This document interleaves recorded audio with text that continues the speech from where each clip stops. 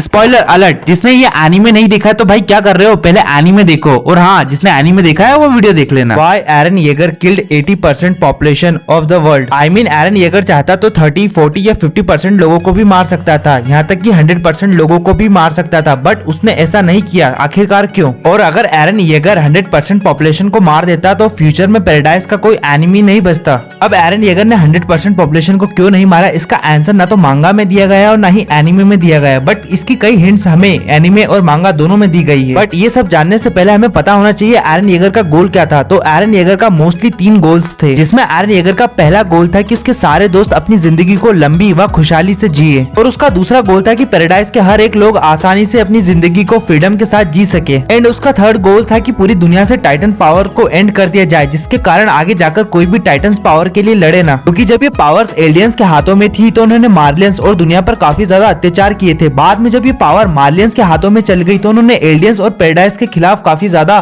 तबाही मचाई थी। और इस पूरी टाइटन साइकिल को खत्म करने के लिए ही एरन येगर दुनिया से टाइटन्स पावर को खत्म कर देना चाहता था। कमिंग इन द टॉपिक, क्योंकि एरन येगर जानता था 80% पॉपुलेशन को मारने पर दुनिया लगभग तबाह हो जाएगी और इस तबाही के मंजर से उभरने के लिए दुनिया को काफी ज्यादा समय लगेगा। एग्जाम्पल के लिए वर्ल्ड वॉर 2 में जब जापान पर न्यूक्लियर बम से हमला किया गया था तो जापान को उससे उभरने में कई साल लग गए, और यहाँ तो 80% पॉपुलेशन के नरसंहार की बात हो रही है जो कि एरन येगर ने किया था। Can you imagine like that, भाई ने 80% पॉपुलेशन को मार दिया। लिटरली भाई कौन से नशे करता होगा।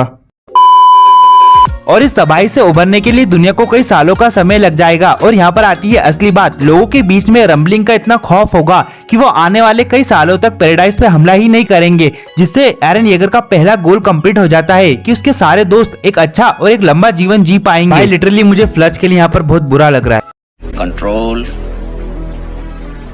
कंट्रोल। बट यहाँ पर कहीं ना कहीं 20% बची हुई पॉपुलेशन के बीच में रंबलिंग का डर बैठ जाता है, जिसके कारण वो आने वाले कई समय तक अपनी प्रिपरेशन को करते, प्रिपरेशन फॉर वॉर, वो भी पैराडाइज के खिलाफ। क्योंकि इंसानों की एक फितरत होती है, अगर वो किसी चीज को कंट्रोल नहीं कर सकते या उस चीज से वो डरते हैं तो उसके खिलाफ वो प्रिपरेशन जरूर करते हैं, ताकि वो आने वाले समय पर उस पर कंट्रोल या उसे हरा सके। और एरन येगर ने फाउंडिंग टाइटन की शक्तियों से शायद ये सब देखा भी होगा। अब आपके माइंड में क्वेश्चन जरूर आ रहा होगा, क्यों एरन येगर ने 80% पॉपुलेशन को ही मारा, 100% पॉपुलेशन को क्यों नहीं मारा? बट ये स्टोरी अटैक ऑन टाइटन की है तो इतनी सीधी भी नहीं होगी।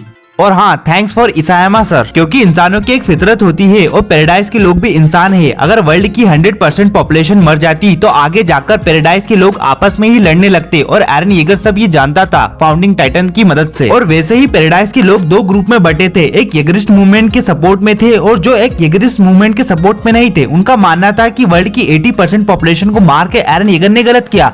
बाद में इन दोनों के बीच में आपसी लड़ाई होने लग जाती, जो कि पैराडी आइलैंड के फ्यूचर के लिए अच्छा नहीं होता। आपके माइंड में डाउट आ रहा होगा कि ऐसे कैसे पैराडाइज के लोग ही आपस में लड़ने लग जाएंगे। अगर आपने एनीमे देखा होगा तो आपको पता होगा, जब एरन येगर ने रंबलिंग शुरू करी थी तो उसने सारे वॉल्स के टाइटन्स को बाहर रिलीज कर दिया था, जिसके कारण पैराडाइज के कुछ मासूम लोग भी मारे गए थे, जो कि एरन येगर के खिलाफ भी हो गए थे। बट बचे हुए लोगों का मानना था कि एरन येगर के रंबलिंग से जो पैराडाइज के लोग मरे हैं वो तो बस एक कुर्बानी है एक ग्रेट मकसद के लिए, जो कि एरन येगर कर रहा है उनके लिए। और ऐसे ही छोटे मोटे कारण के कारण या लालच के कारण आगे जाकर पैराडाइज ही आपस में लड़ने लग जाता, जिसके कारण पैराडाइज ही फ्यूचर में जाके तबाह हो जाता। ये सब एरन येगर जानता था, इसलिए उसने वर्ल्ड की 80% पॉपुलेशन को मारा और बची हुई 20% पॉपुलेशन को छोड़ दिया। वो जानता था फ्यूचर में बची हुई 20% पॉपुलेशन खुद को इंप्रूव करेगी, और इस रंबलिंग से हुई तबाही से उभरने के लिए बची हुई 20% पॉपुलेशन को उभरने में कई सालों का समय लग जाएगा, और ना ही किसी के पास टाइटन्स की पावर होगी, क्योंकि अटैक ऑन टाइटन में एंडिंग में एरन येगर ने सबसे टाइटन्स की पावर को छीन लिया था। और कई सालों बाद, ये शायद कई हजारों सालों बाद ये दोनों देश आपस में लड़ते हैं, वो भी साइंस की मदद से। आप इस एंडिंग में देख सकते हो, जो कि अटैक ऑन टाइटन की ऑफिशियल एंडिंग है, जो कि पोस्ट क्रेडिट सीन है अटैक ऑन टाइटन का। और यहाँ पर एक पोस्ट क्रेडिट सीन और दिखाया जाता है, जहाँ पर एक बच्चा उसी पेड़ के नीचे जाता है जहाँ से ymir को अपनी टाइटन्स की पावर मिली है। शायद ये हो सकता है कि एरन येगर अभी भी जिंदा हो, जो कि आगे जाकर इस युद्ध को रोकेगा, या शायद कुछ और भी हो सकता है। अब वीडियो देख ही लिए तो क्या कर रहे हो, फटाफट सब्सक्राइब कर दो, और हाँ वीडियो को लाइक जरूर करना।